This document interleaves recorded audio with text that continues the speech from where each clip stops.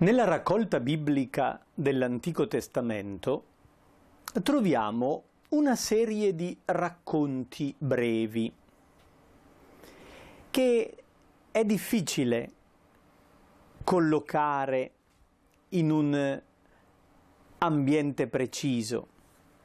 E allora propongo di raccoglierli come teologia narrativa, nel senso che si tratta di racconti con scopo didattico.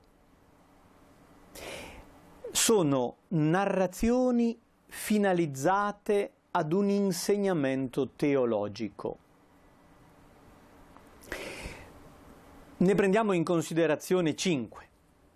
Ruth, Giona, Tobia, Ester e Giuditta.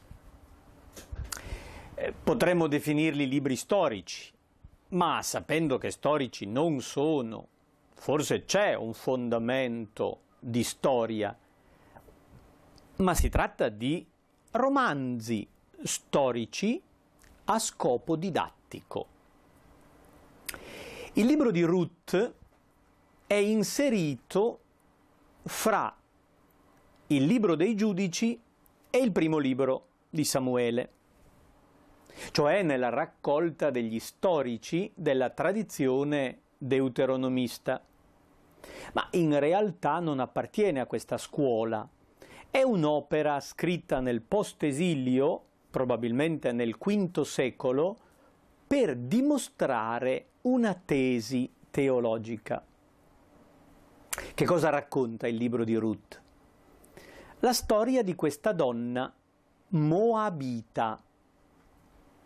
Moab è una regione orientale, si trova al di là del Mar Morto e nella tradizione di Israele è sempre stata considerata una nazione immonda, proprio schifosa, da tenere lontano e disprezzare.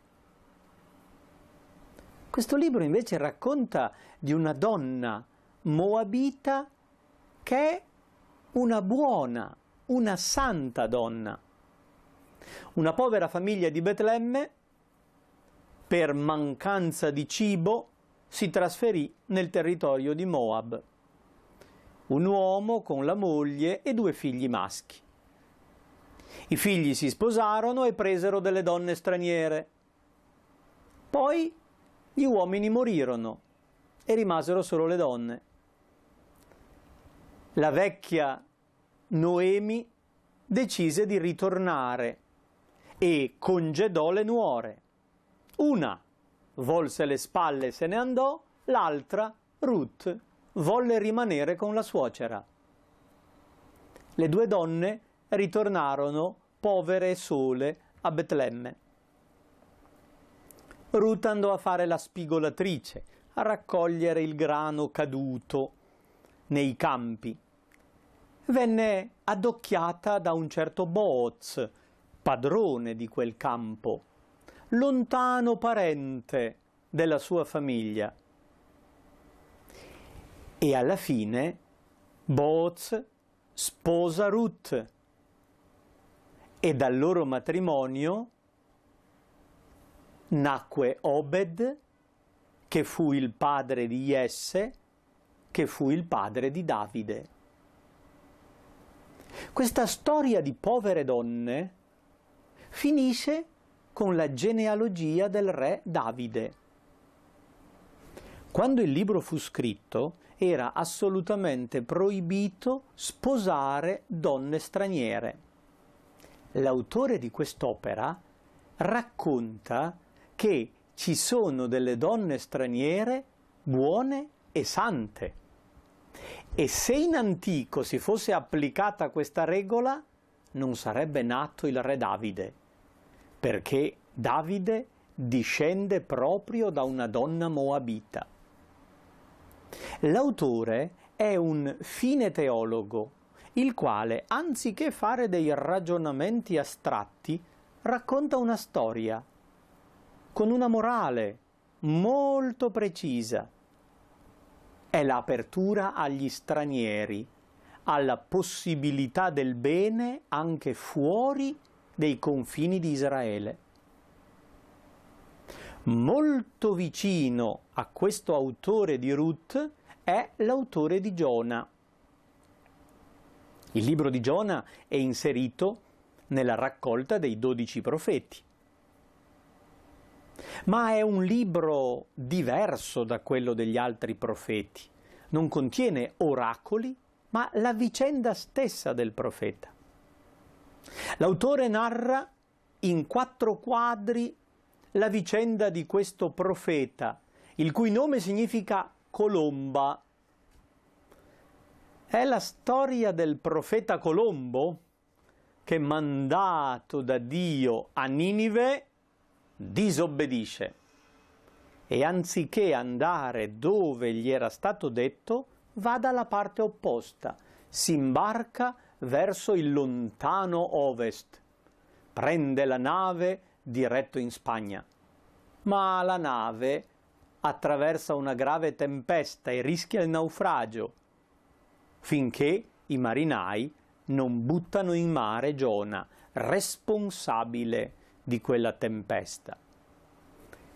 Buttato in mare, Giona viene ingoiato da un grosso pesce e rimane 3 giorni e 3 notti nel fondo dell'abisso. Poi Giona, pentito, riconosce il proprio sbaglio e supplica il Signore. E il Signore comandò al pesce di rigettare Giona. E Giona si ritrovò sulla spiaggia al punto di partenza. Terza scena. Il Signore riprende dall'inizio. Disse a Giona: va a Ninive e predica a loro. È una missione agli altri popoli che Giona non aveva voluto fare e adesso esegue. Va a predicare nella grande metropoli, la città dei peccatori per antonomasia. E quei peccatori si convertono, ascoltano la predicazione, cambiano, fanno penitenza e Giona si arrabbia. Quarta scena, si ritira sulla montagna infuriato con il Signore, perché anziché distruggere quella città, li perdona. Giona vorrebbe morire. Fra l'altro è appesantito dal grande caldo. Il Signore fece crescere una pianta di ricino per fare ombra a Giona, il quale trovò sollievo in quella ombra. Ma nella notte il Signore mandò un verme a rodere le radici del ricino, il quale si seccò e Giona si arrabbiò di nuovo, maledicendo il suo giorno. A quel punto il Signore pone la domanda con cui il libro finisce: ma ti sembra giusto essere arrabbiato così? Tu ti dai pena di un albero per cui non hai fatto niente, e io non dovrei preoccuparmi di Ninive, la grande città, con tutta quella massa di gente? Il libro finisce con una domanda. Anche in questo caso c'è una teologia di apertura agli stranieri. Giona rappresenta il popolo stesso di Israele. Nella prima fase è il popolo disobbediente, peccatore della storia antica che fa naufragio. Il grande pesce che inghiotte Giona è il simbolo del caos, è il mostro della confusione, è l'esilio, è la rovina a cui è andato incontro Israele, il grande fallimento, da cui però viene fuori. La storia ricomincia. L'autore vive proprio in questa fase di ripresa della storia di Israele. Ricomincia la missione. Il popolo di Israele, cioè il profeta Giona, è mandato agli altri popoli. Israele deve comprendere come la propria missione non sia quella di chiudersi, ma di aprirsi, non di isolarsi, ma di annunciare alle altre nazioni l'opera di salvezza di Dio.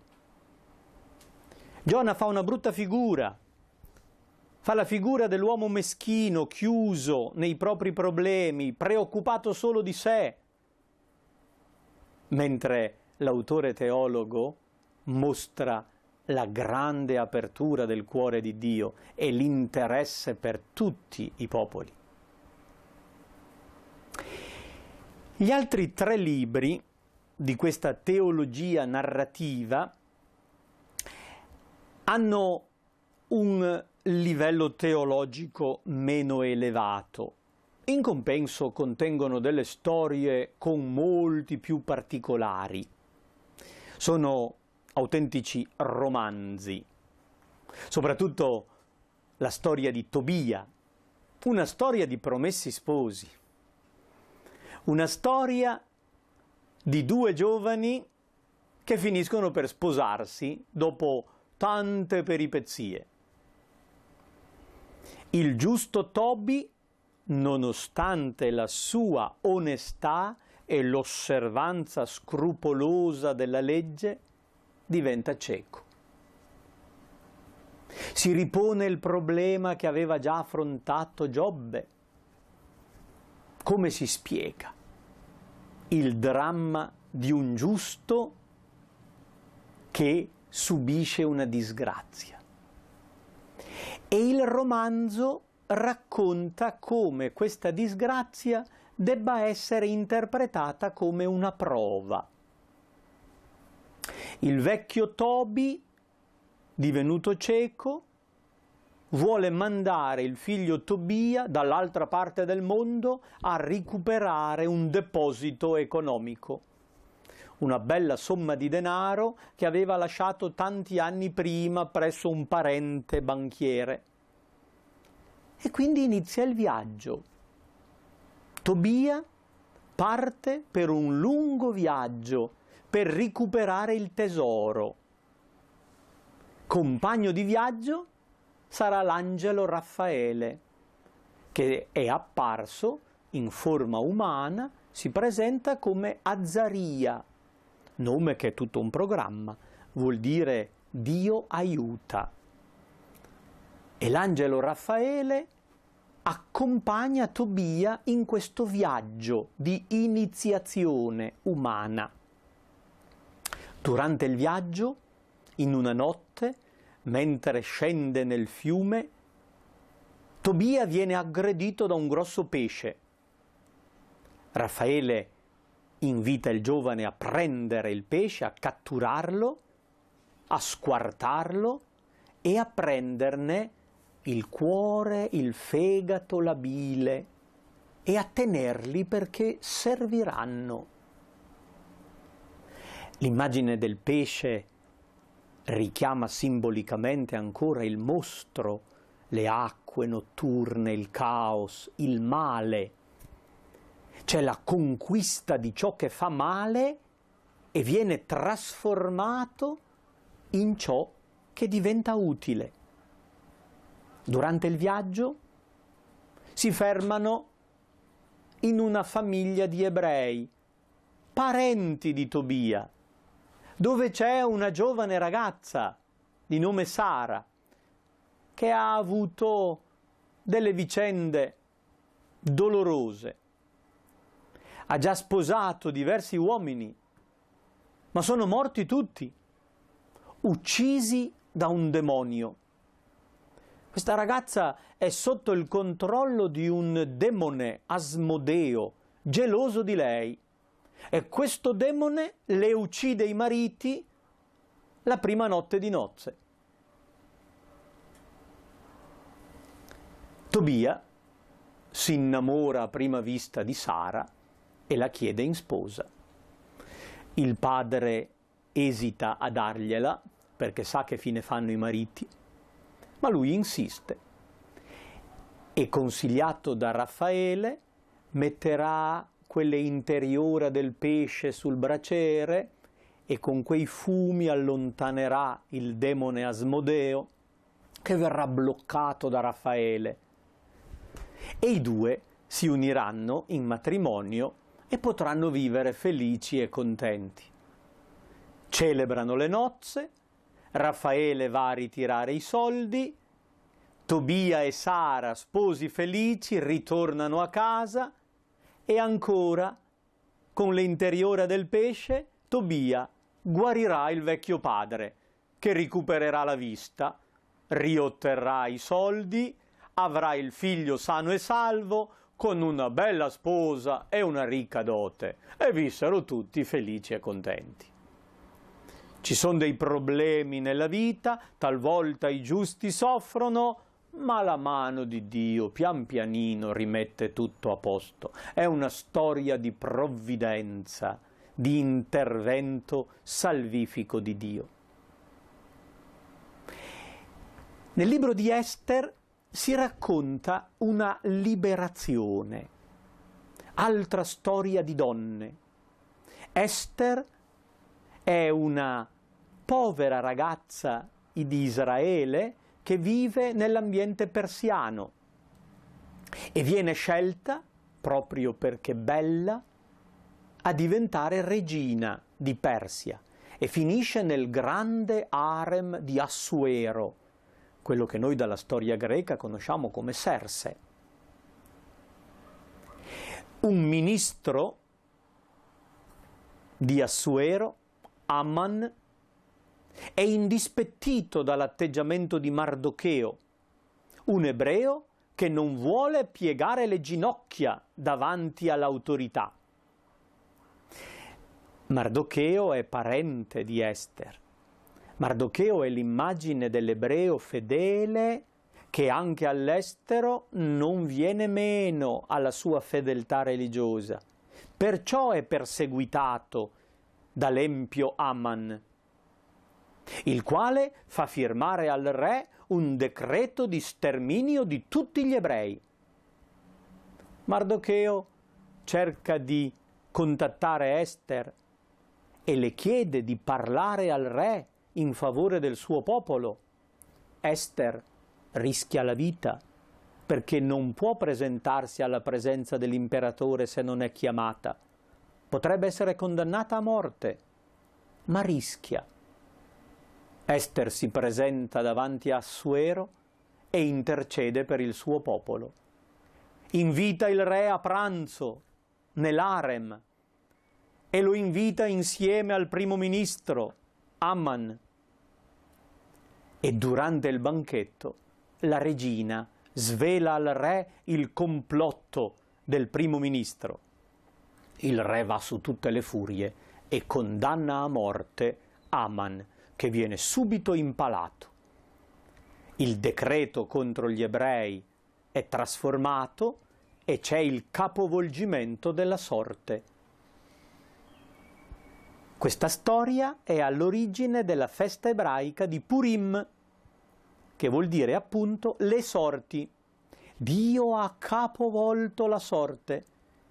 Gli ebrei perseguitati dovevano essere distrutti e invece sono prodigiosamente liberati e salvati.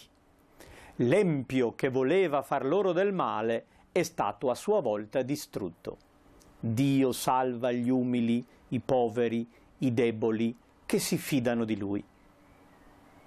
E la stessa storia viene ancora ripetuta nel racconto di Giuditta, un'altra donna, che porta il nome femminile di Giuda, è la Giudea, è l'immagine della donna fedele. Qui ci troviamo di fronte ad una autentica favola, anche coi nomi geografici inventati. Protagonista negativo è un generale cattivissimo, Oloferne, che vuole conquistare Gerusalemme e l'ultima roccaforte prima di arrivare alla città santa è Betulia, una città che non esiste, è una immagine simbolica, vorrebbe dire la Vergine di Dio, è l'immagine della città fedele. Circonda questa città di Betulia, la assedia e sta per conquistarla. Dentro gli uomini non sanno che cosa fare, finché non compare Giuditta, una giovane vedova, l'immagine di una donna integra, onesta, fedele, rispettosa della legge, la quale si assume l'onere di salvare il suo popolo. Esce dalla città con la serva. In forza della sua bellezza si fa accogliere nell'accampamento di Oloferne. Seduce il generale, lo illude, si lascia portare a letto, ma ormai ubriaco Oloferne crolla e lei con la sua spada gli taglia la testa. La serva mette la testa nel sacchetto della spesa e le due donne, nottetempo, ritornano nella città di Betulia. È una storia che abbiamo già letto nei libri di Samuele. Il piccolo Davide sconfisse il grande Golia e con la sua spada gli tagliò la testa. Qui abbiamo la storia di una donna inerme che elimina il grande generale che credeva di essere Padre Eterno. Al mattino i soldati, trovando il re, il generale morto, si danno alla fuga. Betulia è liberata, all'interno della città fanno festa e cantano in onore di Giuditta: benedetta tu fra le donne, sei la donna più gloriosa, tu gloria di Gerusalemme, letizia di Israele, onore del nostro popolo. Una donna sola e debole ha sconfitto un esercito di uomini. Anche questa è teologia narrativa, è una storia didattica. Il piccolo resto di Israele, povero ma fedele, può con la spada della preghiera vincere ogni nemico. È la fiducia in Dio che salva, non i mezzi e le strutture umane. Anche questa teologia così varia è aperta al messaggio evangelico. Il servo di Dio, Gesù, nella sua debolezza, nella sua mitezza, come vittima sarà il vincitore e allargherà a tutti i popoli la salvezza di Dio. E così chiudiamo la nostra carrellata introduttiva all'Antico Testamento. Concludiamo questa serie e ci diamo l'appuntamento per una nuova serie di approfondimenti ulteriori. Arrivederci.